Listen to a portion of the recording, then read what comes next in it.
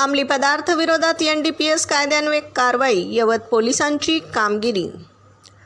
दिनांक 27 मार्च रोजी प्राप्त माहितीनुसार खामगाव तालुका दौंड येथे पत्र्याच्या शेडमध्ये अवैधरित्या गांजा साठवून विक्री करत असल्याचं समजलं। त्यानुसार पोलीस निरीक्षक नारायण देशमुख यांच्या मार्गदर्शनाखाली अंमली पदार्थ विरोधी पथक, कोल्हापूर परिक्षेत्र पथक तसेच पंच आणि फॉरेन्सिक टीमच्या उपस्थितीत सदर ठिकाणी छापा टाकण्यात आला।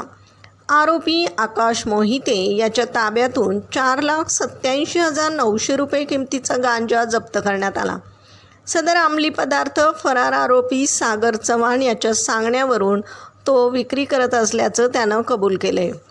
आरोपी विरुद्ध यवत पोलीस स्टेशन येथे NDPS कायदा कलम 8(क)(20)(ब) BNS 2023 कलम 3(5) अन्वये गुन्हा दाखल करण्यात आला।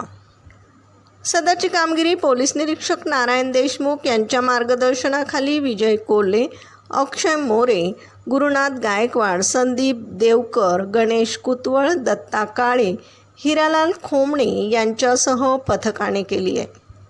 प्रतिनिधीसह महाराष्ट्र जनता न्यूज पुणे।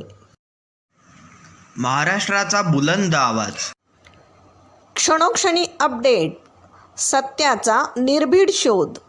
राजकारण असो वा समाजकारण, शेती असो वा सामान्य माणसाचे प्रश्न, वा असो क्राईम रिपोर्ट, प्रत्येक बातमीचा अचूक वेध, ताज्या बातम्या आपल्यासाठी। पाहत रहा महाराष्ट्र जनता न्यूज। महाराष्ट्र जनता न्यूज नंबर 1 चॅनल। आजच लाईक, शेअर आणि सबस्क्राईब करा।